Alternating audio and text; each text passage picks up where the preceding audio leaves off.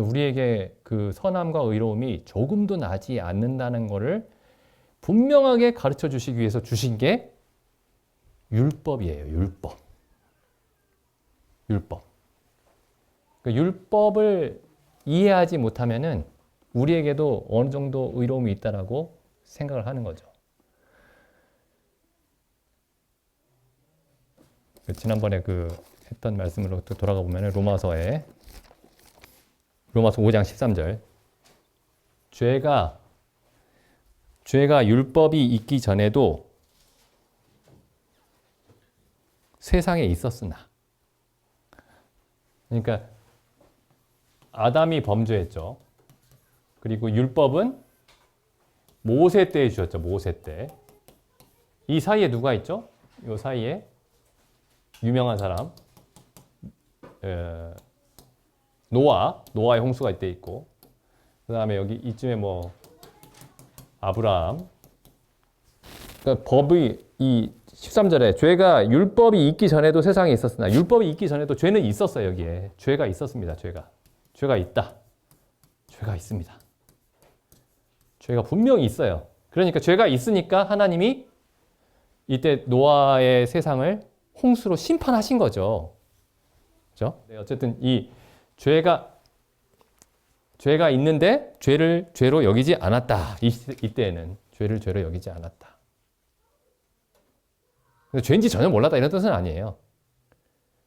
이때 양심이 있었죠. 사람들에게 양심이 있었습니다. 그러니까 죄인지 알았죠.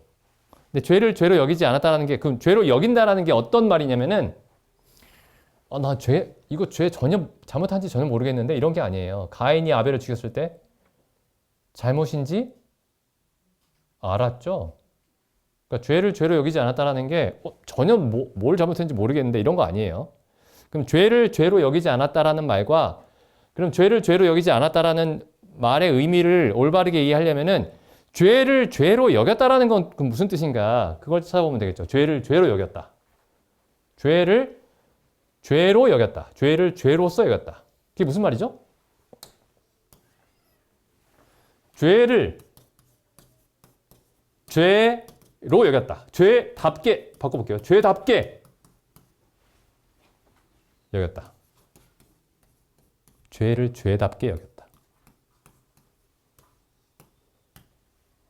그 죄를 죄답게 여기는 뭐예요? 하나님이 죄를 보시듯이 그 죄를 보게 됐다. 이게 죄를 죄로 여긴다는 말이죠. 하나님이 보시듯이 죄를 보게 되었다. 하나님이 보시듯이 죄를 보게 된 거예요. 그러니까 세상 사람들이 죄를 죄로 여기나요? 안 여기나요? 여기죠? 근데 이 성경적인 의미는 아니에요. 그러니까 죄를 죄로 여기니까 어떻게 하죠? 숨잖아요. 근데 하나님이 죄를 보시듯이 죄를 보고 있는 건 아니죠. 그럼 하나님이 보시듯이 죄를 죄로 보는 거는, 본다라는 건 어떤 뜻이냐? 그게 로마서 7장에 나오는 얘기죠. 로마서 7장에.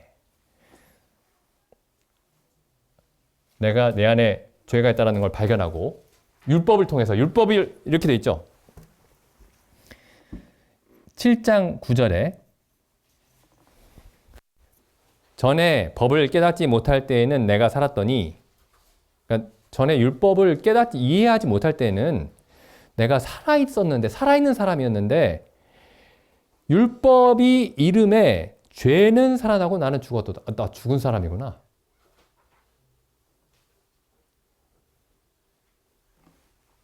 난 죽은 사람이구나. 그러니까 그 전까지는 그 율법을 깨닫기 전에는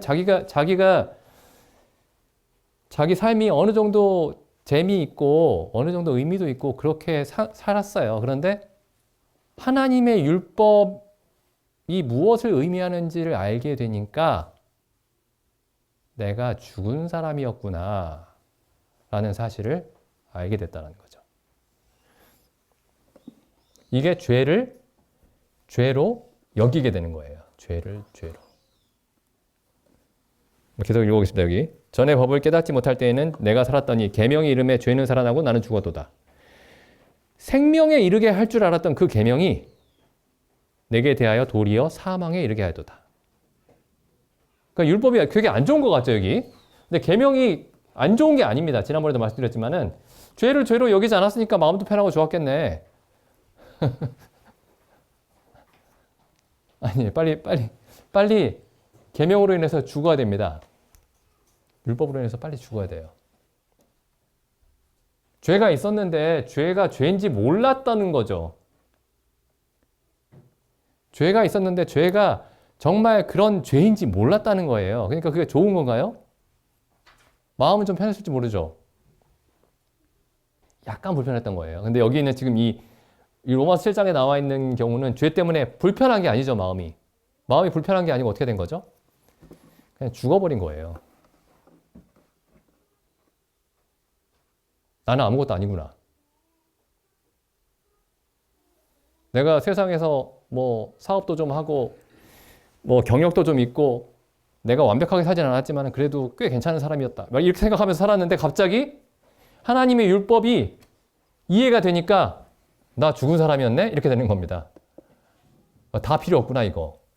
내가 성취한 것이고 내 돈이고 뭐 내 경험이고 내가 스스로 좀 괜찮다고 생각했던 그게 다 망상이었구나.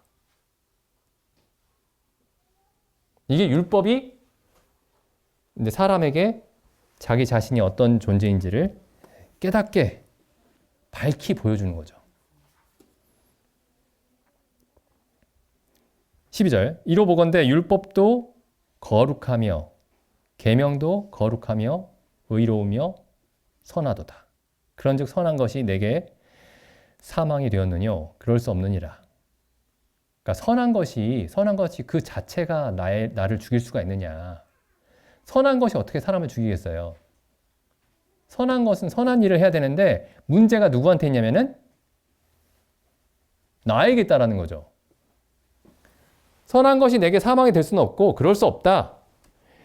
내 안에 죄가 이미 있었는데 죄가 죄로 드러나게 하기 위해서 선한 그것으로 말미암아 나를 죽게 만든 것일 뿐이다.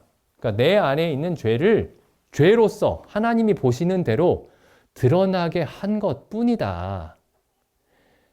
계명으로 말미암아 내가 죄를 가볍게 여겼는데 그 죄로 심하게 죄되게 여기도록 만들었다.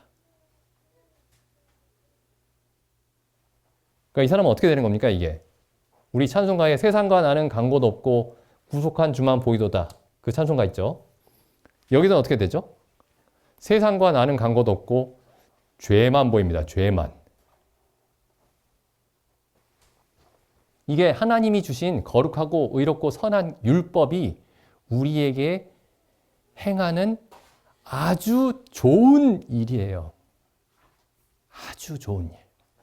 그래야 여기서 내가 죽었구나 해야 그리스도의 십자가의 의미를 제대로 이해할 수 있기 때문이죠. 이걸 제대로 이해하지 못하고 십자가로 가면은 내가 죄 용서 받았다라는 사실을 깨달은 내가 기특해 이러고 있는 거예요. 복음을 깨달은 내가 참 기특하다 이러고 있는 거예요, 사람들이.